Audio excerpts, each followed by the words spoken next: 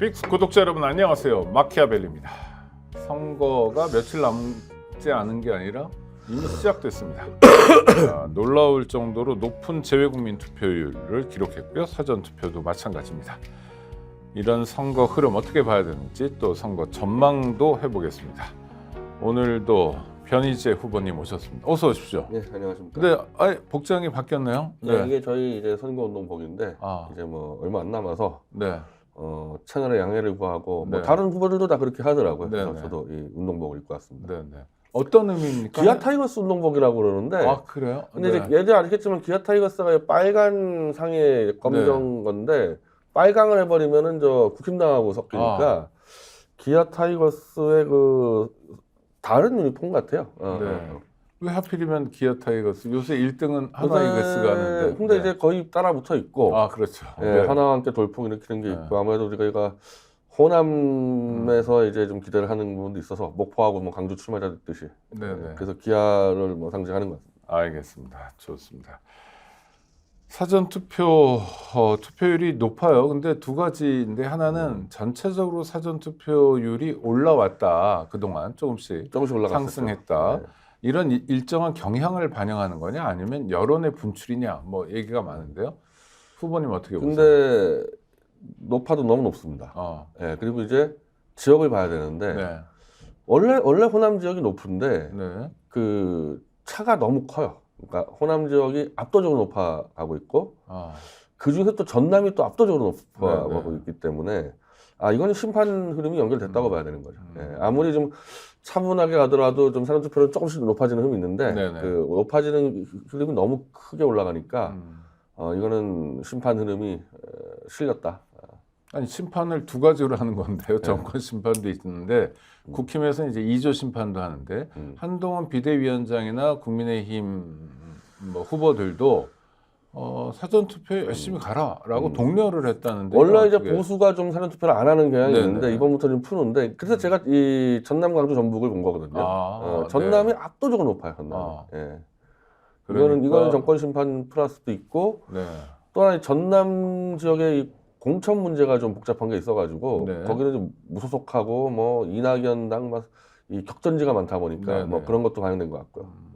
알겠습니다. 일단 지금 분위기는 정권 심판의 분위기가 잡혀가는 것 같다는 건데 지난주에 단식하신다고 해서 좀 걱정했는데 제가 지금 단식을 지금 한 3번 이상 기획하다가 못하고 이렇게 돼버리는데 왜냐면 보석 이 상황과 송영길 대표의 또 저희 선거운동 상황이 맞물리니까 단식을 들어가 버리면 선거운동에 지장이 오니까 이 당에서도 계속 의견이 엇갈리거든요. 송영길 대표는 지금 단식 중입니다. 감옥에서.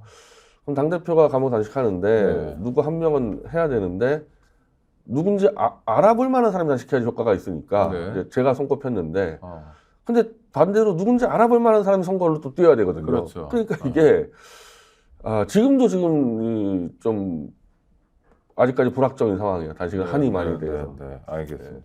송영길 대표는 결국 보석으로 석방 안 됐죠. 안 된 상태에서 곧바로 단식 투쟁에 들어가서 목요일 날 이 옥중에서 연설을 했죠. 영상 연설을 해가지고 지금 알려져 있죠.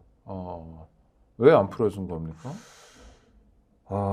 재판부가 한 달 반 전부터 1심에서 재판을 못 끝내기 때문에 풀어줄 수 있다는 수준까지 얘기를 해서 다 우리 기대를 했었는데 이거는 재판부 차원의 문제가 아니었던 것 같아요. 위에서 그냥 확 틀어막은 게 아닌가. 그 보석이라는 것은 이 구속된 피의자한테는 굉장히 중요한 문제니까 안 풀어주려고 그러면요 가차없이 기각시켜야 되거든요. 근데 거의 한 달 이상을 고민 중이다. 어차피 1심을 못 끝내니까 등등 풀어줄 것 같은 뉘앙스를 줬다가 안 풀어주는 경우는 없어요. 그건 사람들이고 장난치는 격이니까. 제가 파악하기로는 법리적으로나 참정권의 명분으로나 보석을 하려고 했는데 위에서 그냥 확 막은 게 아닌가. 그 위가 뭡니까? 위가 뭐 정권이라고 봐야 되겠죠. 아니 근데 법원이 정권의 영향을 받을까요? 아니면 어떤 법원의 고위층인가요? 뭐 법원 고위층일 수도 있고 권력층일 수도 있고요. 여러 가지로 요즘 판사들 같은 경우는 승진에 워낙 신경을 쓰니까 예전보다도 더 영향을 많이 받는 것 같습니다. 일단 후보님 말씀은 추정이긴 하지만 위의 압력을 받은 게 아니면 이해가 되지 않을 정도로 이상한 상황이다.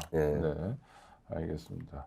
그러면 소나무당도 타격이 다 크겠네요. 크죠. 예, 왜냐하면 풀어줄 것 같이 했기 때문에 송영길 대표가 선거운동 기간에 나온다는 전제로 우리가 다 계획을 짜놨는데 네네. 물론 옥중 연설하고 이 옥중 단식으로 지금 다시 이제 빅데이터는 많이 올라가고 하지만 직접 나와서 광주나 목포에서 연설하는 거는 차원이 크니까 그 하늘과 땅 차이. 예, 뭐 거의 한 뭐 절반 이상은 우리는 예상 득표는 포기하고 간다고 봐야 되는 거죠. 네, 알겠습니다. 대한민국 총선인데 한일 관계도 계속 주목되는 것 같아요. 이를테면 뭐 꼭 총선 의제인지 모르지만 국민의힘 소속 서울시 의원이 뭐 우길 승천기, 일본 제국주의 상징인 우길 승천기를 금지하도록 한 조례를 폐지하겠다 뭐 이런 것도 있었고요. 그 왜 그런지 도저히 이해가 안 되는. 네. 예, 그게 급한 사안인가 그렇게? 예. 아니 그러니까 왜 하필이면 선거 때 제가 왜 그랬죠? 선거 전에 그리고 그건 선거 전에 득표에 저는 도움이 안 될 텐데 네. 그렇다고 해서 일본이 지금 급박하게 요청한 것도 아닐 테고 네네. 뭐 좀 납득이 안 되는 거여서요. 또 하나는 시의원만 하더라도 사실은 의미 있는 정치인이잖아요. 광역 의원이니까. 네. 그리고 혼자서 한 게 아니라 여러 명의 국민의힘 의원들이 동조했다는데 뭐 어떻게 판단해야 됩니까? 그냥 해프닝입니까? 아니 근데 총선 앞두고 네. 총선 앞두면은 이 국론이 이제 찬반에 세게 갈리는 건 안 하거든요 원래. 그렇죠. 다 뒤로 미루는데 네.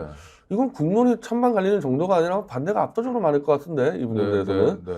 왜냐면 어차피 저런 뭐 나치에 대한 상징물들은 사실 전 유럽에서 다 그렇죠. 못하고 그런 네, 지금까지. 네.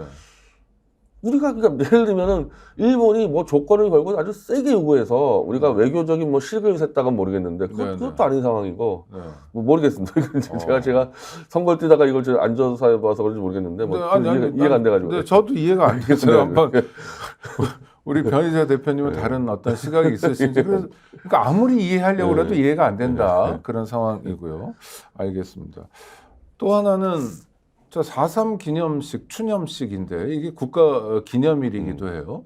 이럴 때 이를테면 대통령이 안 가면 여당 대표가 가든지 여당 대표가 못 가면 대통령이 가든지 이렇게 서로 보완하는 작업도 했을 텐데 둘 다 안 가고. 아니 그리고 이 사람들이 네. 안 가는 사람들이 아니잖아요. 네. 사상 어마어마하게 그 팔아먹었잖아요. 네, 사상에 네. 대해서. 윤석열 대통령도 사상 가지고 했었고. 그럼 결국에는 이 공천 과정에서 뭐 도태우 사건이나 등등해서 이 올드라이트가 심각하게 이탈을 해서 네. 자유통일당이 이제 오늘 여론조사 6%까지 나와버렸는데 와, 정당이 네. 결국 올드 보수들의 이제 눈치 보고 못 간 거야 이제 이건. 아, 6표 떨어질까봐. 네네. 원래는 계속 가고 계속 떠들었던 이 사람들 같은 경우는. 네네. 올드 보수 표를 계산한 거죠. 그럼. 또 하나는 뭐 일각에서는 뭐 뉴라이트들이 뭐 대통령에게 영향을 미쳤다 이런 얘기도 하는데 그건 어떻게 보십니까? 아니 그러니까 이 부분 대해서는 사실 뉴라이트나 올드라이트나 이 네. 부분은 입장이 같은데 네네. 이 4.3에 대해서는 이 뉴라이트나 올드라이트나 어쨌든 북한의 남로당의 이 무장 봉기로 인해서 제주도민이 희생당했다 이거기 때문에 네네. 근데 그거와 전혀 결이 다른 얘기를 했었거든요 지금까지 네네. 윤석열 한동훈은. 그랬죠? 네. 그러니까 이걸로 인해 가지고 지금 현재 이제 안 그래도 보수표가 이탈하고 있는데 여기 가서 또 말을 바꿀 수는 없을 거 아닙니까? 그러니까 이제 난감하니까 안 가는 걸로 떼어버렸는데 그러니까 이제 이런 걸 보면요 네. 이 사람들은 그냥 뉴라이트가 올드라이트가 아예 이념이 없는 사람들이에요. 네. 그때는 이렇게 이 이른바 이 제주도 쪽에 맞춰주는 게 득표 도움된다고 했다가 지금 당장 표가 급하니까 이제 또 완전히 안면 몰수해 버리는 거죠. 그러니까 다만 표만 의식하는 그렇죠. 거다. 예, 모든 것들 다. 네. 그러니까 일관된 이념이 있다고 보기도 어려운 상태다. 그러니까 지금 올드라이트는 이 한동훈을 좌파라고 규정하는데 그렇습니까? 좌파도 아니고 그냥 네네. 아무것도 아닌 사람들이에요. 그러면 그 지금 변 후보님 말씀하시는 좌파라고 규정하는 근거는 뭡니까? 도태우 공천 날린 게 제일 컸는데 그러니까 도태우의 현대사적 발언 그러니까 5.18 문제는 넘어갔어요. 근데 문재인을 이 비판한 부분 과도하게 그걸로 어떻게 날릴 수가 있냐. 근데 생각해 보니까 문재인 때 한동훈이 가장 출세한 거 아닙니까? 네네. 그러니까 이 사람은 이제 문재인의 이 뭐 하나만 사냥개 출신이다 그래가지고 올드라이트하고 한동훈은 완전히 갈라섰어요. 지금. 네, 알겠습니다. 문재인 전 대통령 언급을 하셔서 뭐 물론 다른 이유 때문이긴 합니다만 선거에 개입을 하네요. 일종의 선거 운동처럼 보이기도 하는데 파란 점퍼를 입고 그다음 불경 지역에 지원이죠. 이건 지원 선거 유세죠. 운동이죠. 네, 지원 유세라고 볼 수 있는데 이런 행보는 어떻게 봐야 됩니까? 원칙적으로는 맞죠. 어. 원칙적으로는 윤석열이라는 정말 기괴한 정권이 들어와서 전 국민이 지금 다 죽어나갈 판이니까 네네. 엄밀히 말하면 문재인뿐 아니라 저는 박근혜, 이명박도 윤석열 퇴진에 힘을 실어야 된다고 생각을 하는데 네네. 그 사람들은 또 박근혜, 이명박은 윤석열에서 감옥까지 간 사람들 아닙니까? 네. 윤석열에 붙어 있는 게 이상한 거고 네. 문재인 씨는 앞장서가지고 윤석열 퇴진에 저는 책임이 있다고 보는데 네. 그거 하기 전에 좀 정확하게 음. 자기는 그럼 대체 왜 윤석열을 검찰총장에 앉혀놨고 그때는 잘한다고 생각했느냐. 그리고 그 사람이 보수로 넘어가서 대통령 당선될 때까지 아무 말도 안 했거든요. 네네. 저는 일단 그 자기 책임에 대한 고해는 있어야 된다고 생각해요. 이 선거에 뛰려면은. 어정쩡하게 그냥 이렇게 못하는 조건 몰랐다 그러는데 검찰총장 때부터 엉망진창이었거든요. 그랬죠. 그건 뭐냐는 거예요. 그럼 그때는. 네. 그때는 오히려 검찰총장 두둔하지 않았습니까? 그런 거를 정리를 안 하고 개입하는 거는 저는 좀 정치적으로 좀 불순한 의도 있는 거 아니냐. 어떤 조국 신당도 개입을 하고 네. 이낙연에 대해서는 또 왜 새로운 미래도 또 언급을 하더라고요. 아니 그러니까 윤석열 심판하러 나왔는데 이 새로운 미래는 일관적으로 윤석열 심판 얘기를 안 하거든요. 네. 또 그런 데는 지지를 하고 가장 강력하게 윤석열 심판 얘기하는 또 소나무당은 빼놓고 네. 자기 정치한다는 거밖에 안 느껴져요. 이거는 지금 그러니까 자기 정치라는 게 어떤 거죠? 자기가 계속 이제 일정한 영향력을 갖고 네, 싶다. 그러니까 자기가 컨트롤할 수 있는 세력을 그냥 다 지원해가지고 그러니까 윤석열 심판과 별개로 네네. 저는 심지어 오히려 윤석열까지도 영향 미치는 거 아닌가 이 문재인 씨 같은 경우는. 그래서 이 국민들이 바라는 윤석열 퇴진과는 다른 목적으로 정치에 개입하는 것 같다는 생각이 들어요. 네. 만약에 변희재 후보가 의심하는 것 어떤 몇 가지 부분에서 안전하려면 지적하는 것처럼 윤석열 정권의 탄생에 어떻게든 기여했다는 측면에 대해서 성찰하거나 대국민 언급은 있어야 된다. 본인이 오판했으면 어디서 오판했는지도 설명하고 그렇게 다 얘기한 상황에서 같이 심판하자 이렇게 갔으면요 소나무당이 빠질 이유가 없을 거야 그러면. 네. 근데 그게 없이 가니까 가장 몸을 던져 싸우는 소나무당을 빼버리고 오히려 싸우지 않는 이낙연 당을 지지하는 이상한 행태가 보인 거죠. 네네. 아니 그리고 지지하는 정당도 여럿이라 약간 색깔리긴 하더라고요. 그렇게 하는 것도 잘못된 거죠. 네. 잘못된 거죠. 알겠습니다. 박근혜, 이명박 두 전직 대통령 선거 관련해서 움직임이 없는 거잖아요. 어떻습니까 지금? 박근혜 씨는 뭐 나오니 많이 뭐 네네. 하다가 결국 못 나오는 걸로 됐는데. 못 나오는 겁니까? 예, 이제 수도권에서 반대했다는 얘기도 나오고. 네네. 근데 정말로 이게 이 지금 대구 지역에서는 좀 충격적인 사안들인데 네. 그 지금 도태우하고 최경환이 지금 이 일정 정도 지지가 나오니까 네. 국힘에서 이 둘을 죽이려고 그래요. 네. 근데 그 역할을 유영아한테 맡겨가지고 심지어 이제 유영아가 저 최경환 지역구에 들어가서 이 국힘당 후보를 지원하고 원래 박근혜가 거기 간다는 얘기 나왔는데 아니 도태우하고 최경환은 그래도 박근혜하고 신의를 지키면서 최경환 감옥까지 갔다 온 사람이고 네. 도태우는 박근혜 변호사까지 했는데 아무리 국힘 요청해도 그 사람들을 죽이려고 박근혜가 움직이는 게 말이 되냐. 그러니까 유영아 후보가 움직인 건 박근혜 전 대통령이 움직인 것과 진배 없다 이렇게 원래 보는 아니 건가요? 원래 박근혜가 가려는 걸 이제 네네. 안 가기로 했는데 네. 그럼 유영아도 못 가게 막아야죠. 유영아가 다니면서 최경환 도태우를 죽이러 다닌다는 게 얼마나 이상한 행동입니까 이게 지금. 네. 그래서 박근혜는 이번 판에도 지금 점수를 크게 잃고 있는 거죠. 그러면은 뭐 정치적 영향력이라고 말할 거는 별로 안 남아 그래서 있겠습니다. 뭐 나오든지 말든지 별 신경 안 쓴 게 나와봐야 별거 없었을 거다 하는데 안 나온 건 잘한 거고 제가 볼 때는. 근데 네네. 안 나왔는데 유영아가 저기 경산에 들어가서 이 한마디로 최경환 낙선을 시켰다고 들어가는 건 말도 안 되는 얘기죠 이거는. 네네. 최소한의 정치적 의리 같은 건 있어야 된다. 인간적인 인간적인 부분까지 의리. 이건 네. 의심을 할 수 있는. 그럼 박근혜 뭐 하는 사람이냐 이거예요. 네. 최경환은 감옥을 박근혜 쪽에서 가장 오래 살았어요. 7년을 살았어요. 네네. 그리고 무슨 큰 부정부패도 아니고 국정원 특활비 받은 거거든요. 그걸로 네. 7년 살았습니다. 그런 정도 사람을 왜 박근혜 쪽에서 꼭 낙선시켜야 되냐 이거예요. 문재인 전 대통령이 부울경 지역에서 사실상의 선거 지원 활동을 하는 건 부울경 지역의 민주당 후보들에게 영향을 미치는 거죠. 일정 정도 도움은 되겠죠. 그러니까 네. 누구든지 나와서 좀 팔을 흔들어주고 하면은 투표율이 올라갈 거 아닙니까? 네네. 그런 부분들이. 네. 그래서 지금 이 투표율 크게 올라가는 부분들도 조국당 뭐 등등 그리고 소나무당 등등 다양한 정당이 나와서 투표 올라가는 부분도 분명 있을 거예요. 메뉴가 많아졌기 때문에. 네. 그 측면에서 보면은 문재인 씨가 나와서 어쨌든 민주당 찍어라 그러면은 도움이 안 될 건 없죠. 네. 그러면 박근혜 전 대통령하고 좀 비교되는 거네요. 정책 영향력, 하여튼 어떤 의도든 간에. 현재까지 영향력이 문재인 씨는 범민주 진영에서 영향이 있는 거고 네. 박근혜 씨는 나와봐야 별거 없었을 겁니다. 윤석열하고의 그 잘못된 만남이 너무 자주 이어졌기 때문에 네. 별거 없었을 겁니다. 네, 알겠습니다. 선거 전망은 지금 어떻게 하세요? 투표율이 지금 우리가 이제 금요일 오전에 방송하기 때문에 이제 일요일까지 가보면 사전 투표율이 나올 거 아닙니까? 네. 근데 사전 투표율만 봐서는 안 되고 이 지역을 다 따져봐야 되는데 하여튼 흐름으로 볼 때는 지난 총선보다 높을 것 같다. 네. 67%인가 지난 67%가 그랬는데 70%는 좋게 넘지 않겠냐. 어마어마하게 높은 거 아닌가요? 그러면? 그러니까 이제 그 와중에 네. 보수가 또 같이 왔냐 아닌지도 다시 이게 봐야 되는데 네. 보수가 지금 맹렬히 따라 붙긴 하는데 그게 한 지난 총선 정도라고 보면은 지난 총선보다 한 6, 7%가 올라갔다 그러면은 이건 그냥 윤석열 심판표가 한 6, 7%가 더 들어왔다고 봐야 되는 거예요. 이런 뭐 예를 들면 이제 일반적인 총선 때는 전혀 투표하지 않았던 사람들이 한 6, 7%가 더 들어왔다.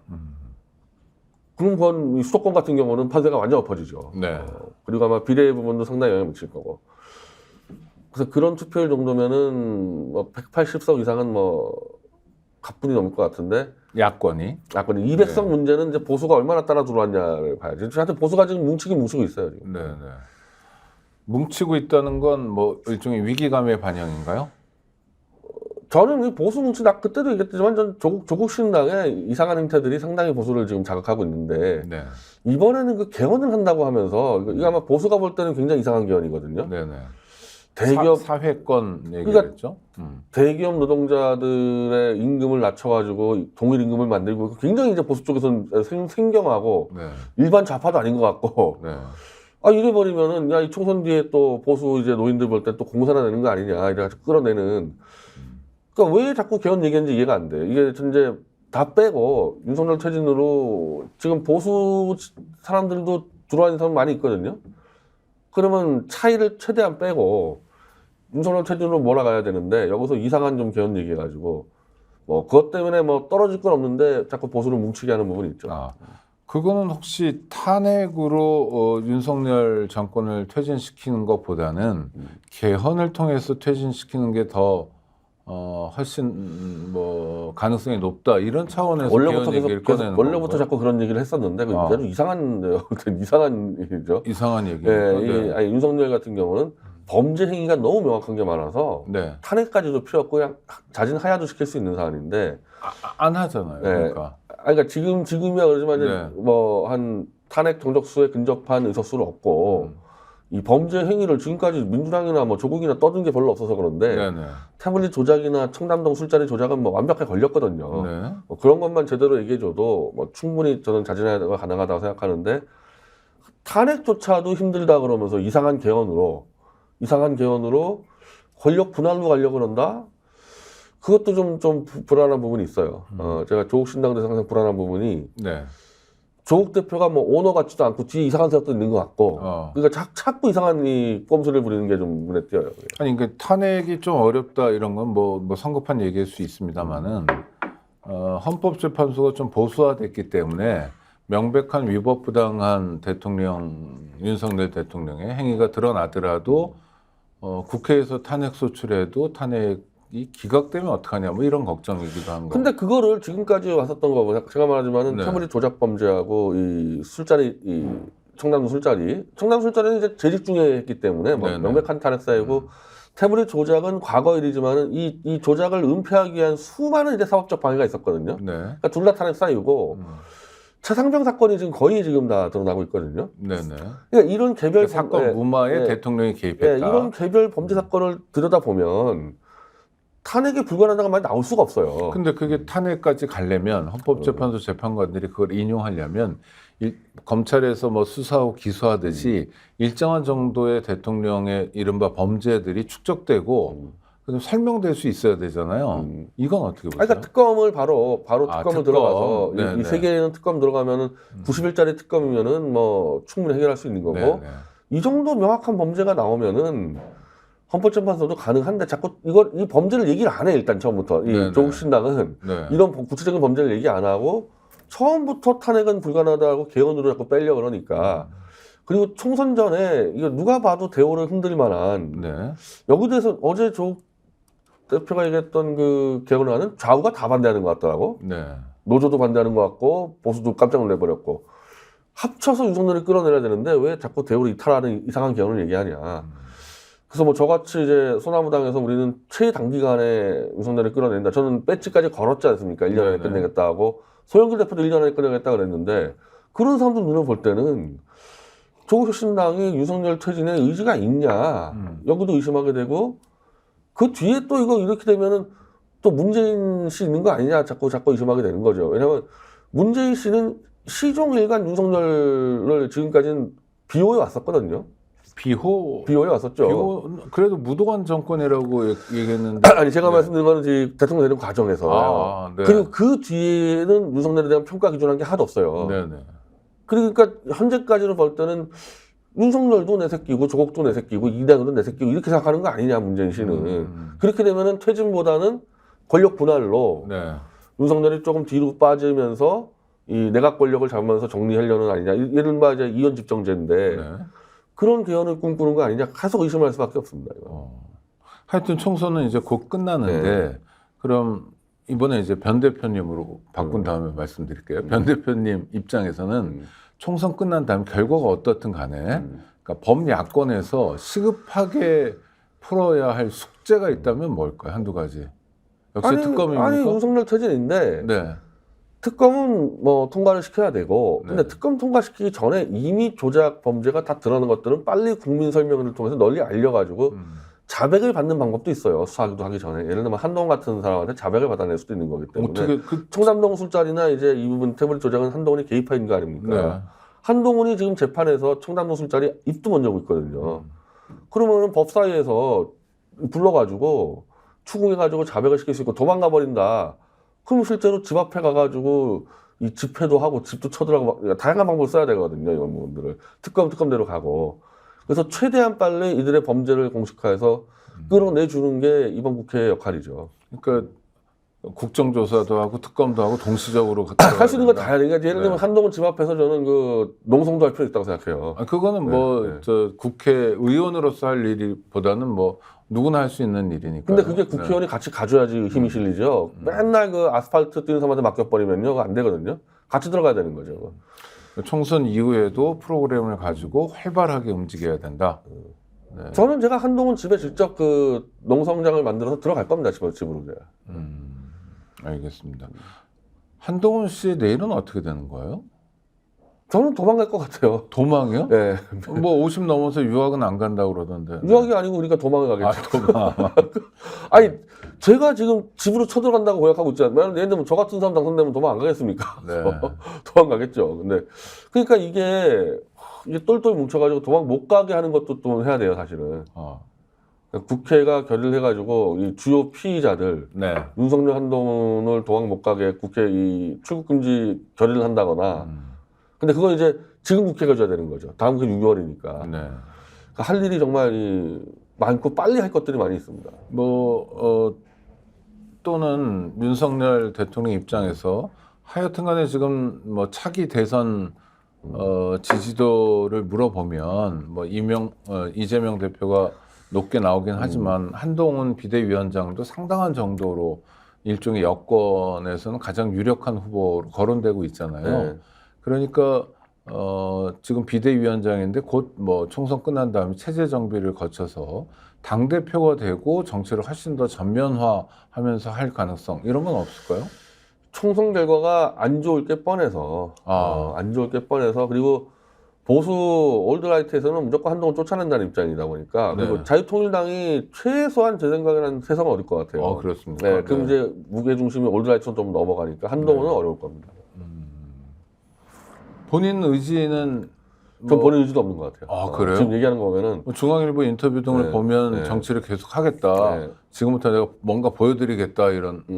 그게 이제 선거용입니까? 그냥 선거용이고 어. 바로 하나 따지면요 이미 겁을 잔뜩 먹고 한 그렇습니까? 발 빼고 있어요. 예. 예를 들어서 예를 겁을 들면은- 잔뜩 먹었다는 근거. 예를 들면은 자꾸 이 모든 거 잘못한 건 윤석열이지 내가 아니지 않냐 이런 식의 표현들이 이미 안 되는 거거든요. 이거 한동훈은 누가 봐도 윤석열 정권의 항태자입니다.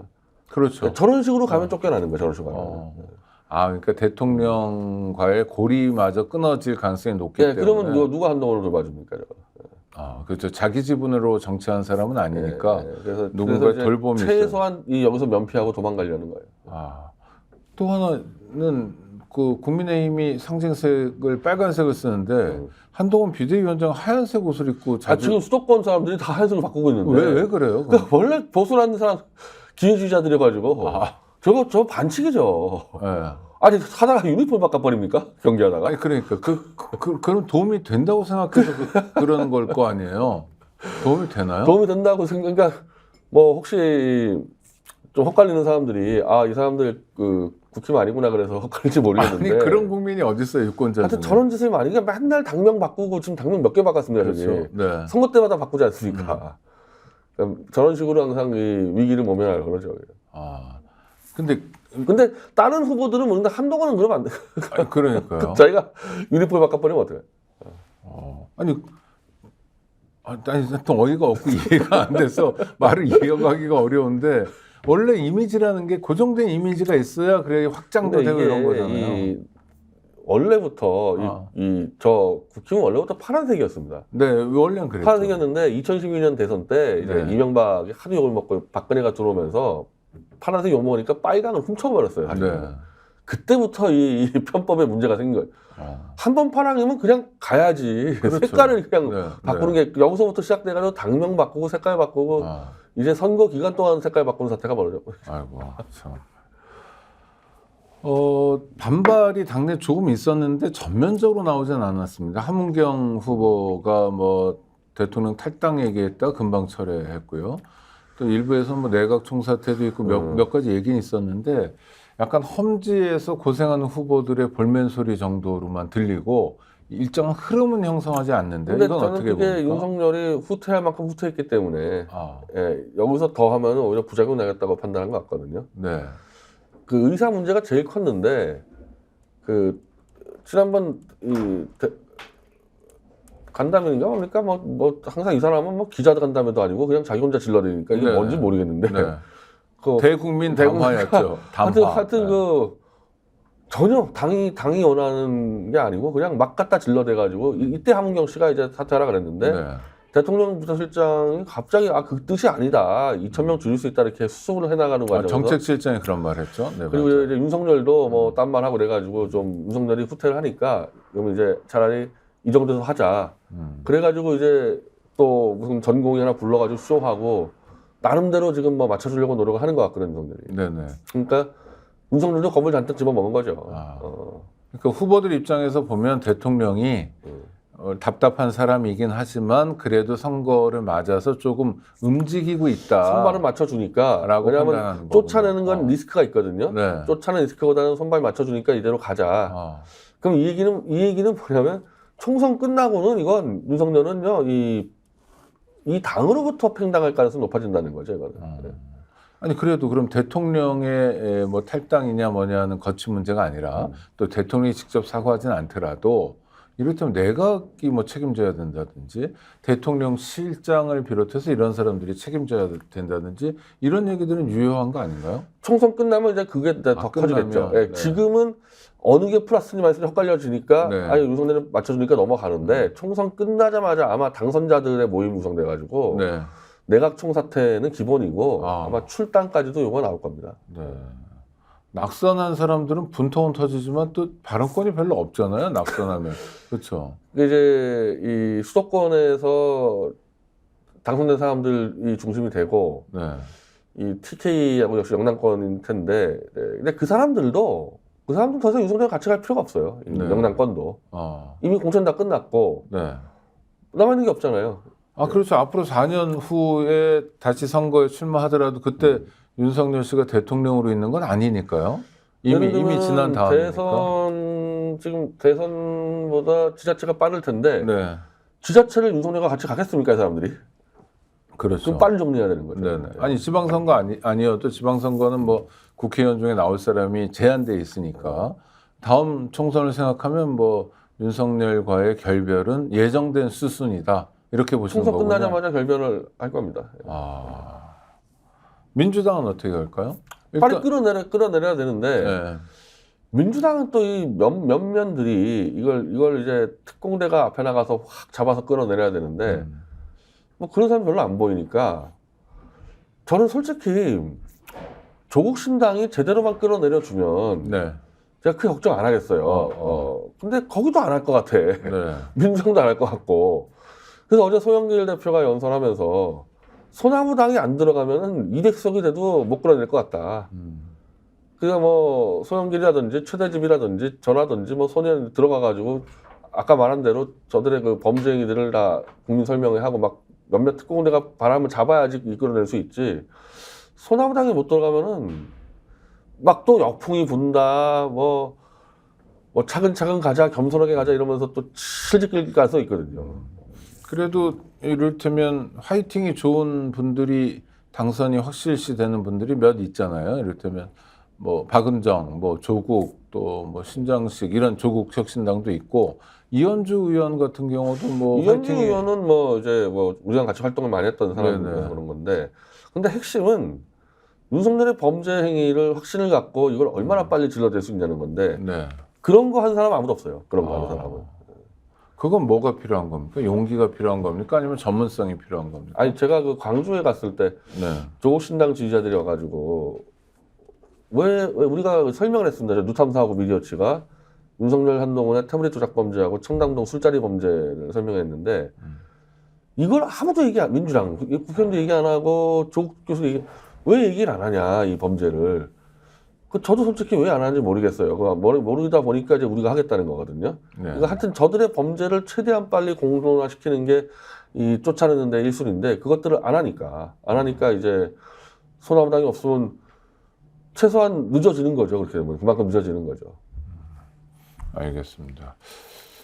총선도 중요한데 총선 이후도 되게 중요하다고 지금 변희재 대표는 강조하시는 빨리 거. 움직여야죠. 그래서 하루라도 더 빨리 끌어내야죠. 또 체계적으로 움직여야 된다. 잘못하면은 이 자기 살려고 또 이상한 짓을 지금 이 윤석열이 자기 살려고 질러댄 그 공약들이요. 다 나라 끝장내는 것들이거든요. 이를테면요. 지금 무슨 돈 쓴다 다 끝장내는 것들이에요. 지금 뭐 입만 열면 지금 다 끝장내는 것들. 천조도 넘었다 뭐 이런 얘기. 네. 그리고 이상한 공약들도 상당히 많은데 그러면은 자꾸 늦어지면은 자기 살려고 이상한 짓 할 거 아닙니까? 또 외교 가지고 장난치다가. 그러니까 점점 피해가 확산되는 거죠.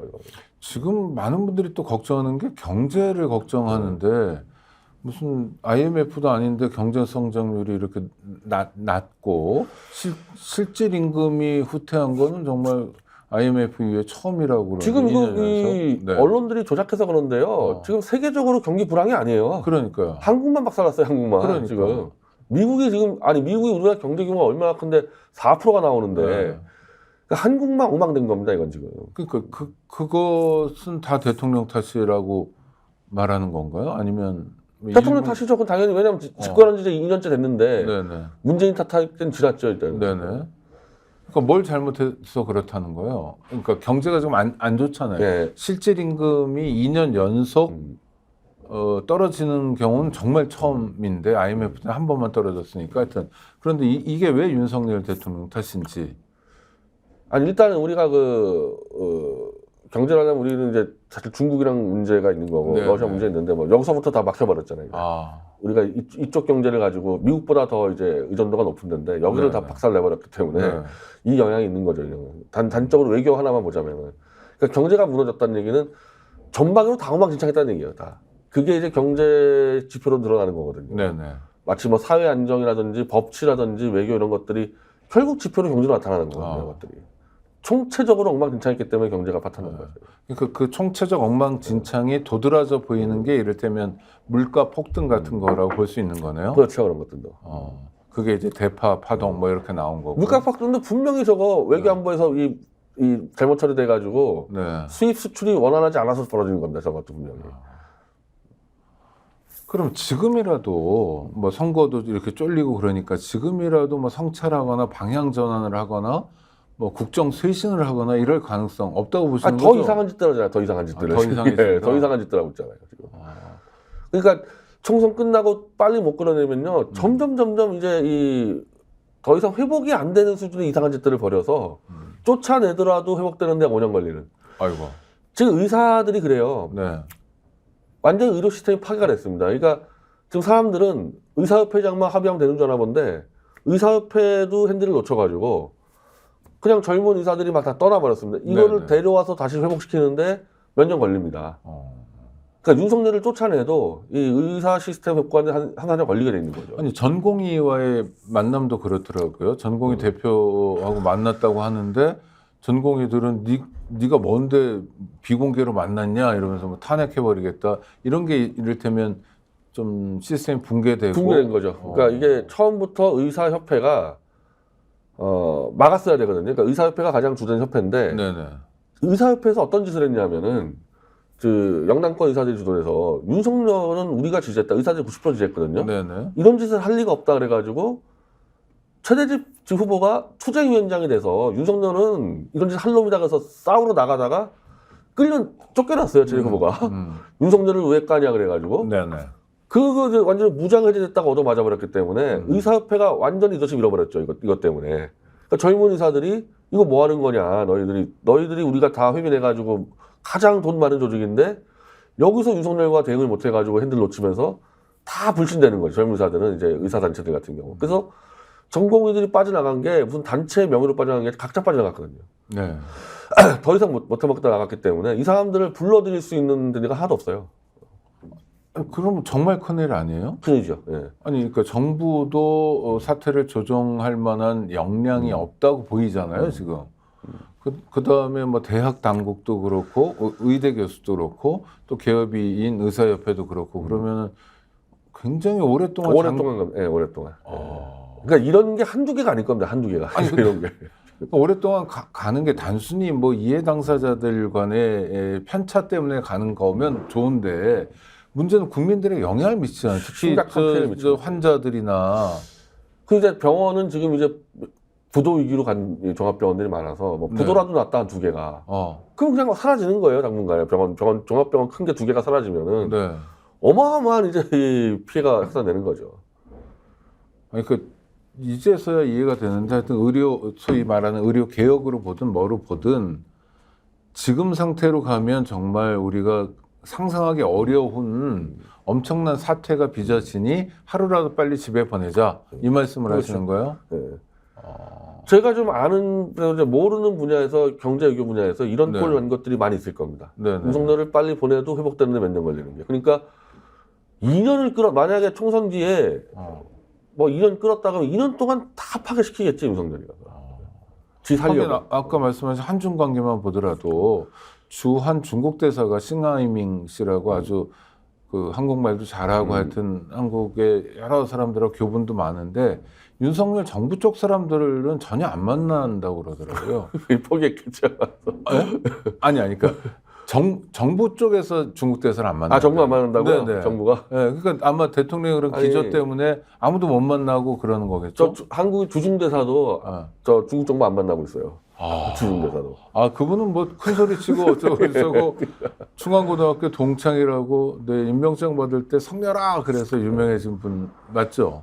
그렇죠. 예. 그 러시아는 이미 현대차 공장을 폐쇄했잖아요. 이미 폐쇄해버렸습니다. 그럼 그거 회복하는데 얼마나 걸리겠어요, 이미. 큰일이군요. 정말 큰일이군요. 그런 와중에 우리가 선거를 하고 있다라는 거 우리 구독자 여러분 좀 기억해 주세요. 그래서 이거 그냥 대충 야당이 뭐 200석이었다 좋아할 게 아니고 200석이 문제가 아니라 초단기간에 끌어내려야 되는 엄청난 전투를 벌여야 되거든요. 네. 저는 그 점에 대해서는 민주당과 조국 신당을 제 스스로 신뢰 못해요. 이게 정말 이 전면전 해가지고 끌어내릴 거냐 올해 안에. 왜냐하면 이런 생각한단 말이야. 윤석열 같이 멍청한 놈이 있으니까 우리가 가만히 있어도 지자체 이기고 대선 이기지 않냐. 이런 생각, 반사 이익. 이런 생각한단 말이에요. 이 정당들은. 네네. 그럼 나라가 완전 거덜나더라도 자기들이 그냥 권력 잡으면 되는 거냐. 이건 국민들이 표만 준다고 되는 게 아니고 네. 똑바로 감시해야 되는 겁니다. 이거. 그러니까 조국 혁신당에서 3년은 너무 길다라고 슬로건을 만들어 왔는데 슬로건에서 멈추면 안 된다 이런 말씀이에요. 그 3년은 너무 길다라는 부분이 네. 3년 안에 끌어내겠다가 아니고 네. 3년 안에 뭐 개헌을 해가지고 그냥 계속 같이 가겠다는 게처럼 들려드니까 저는. 네. 네. 왜냐하면 윤석열을 끌어내리는 과정에서 이 국민들의 입에 정치적 의사욕구가 폭발할 거거든요. 그걸로 개헌 틀을 잡아야 되는 건데 왜 지금부터 개헌 얘기하냐고 지금부터. 네. 또 하나는 뭐 좀 이른 얘기일 수 있지만 국회가 이제 새로 구성되면 원구성을 할 거 아닙니까? 그럴 때 야당 입장에서 중요한 포인트가 있습니까? 이를테면 법사위원장 같은 법사위죠. 법사위에 이제 초강경 공격수를 다 배치시켜야죠. 특히 법사위원장. 아니 통상위원장은 여당이 하기도 하고 그랬잖아요. 근데 그러지 말자 이런 의견이세요? 그걸 지금 넘겨줬다가 네. 그때 이번 국회 때 넘겨줘가지고 뭐 네. 그 핑계 되지 않았습니까? 솔직히 뭐 특검하자 그러면은. 네. 근데 또 넘겨준다? 만약에 여기서 아니죠. 법사위원장은 무조건 이 법야권에서 가장 강력한 투쟁자를 앉혀놔야죠. 이를테면요. 이현주 씨가 삼선된다 그러대. 그래서 이현주 씨가 방송할 때 그러면 당신이 법사위원장하고 네. 내가 법사위원 들어가겠다. 혹시라도 또 제가 법사위원 들어가도 또 막을 수도 있어요.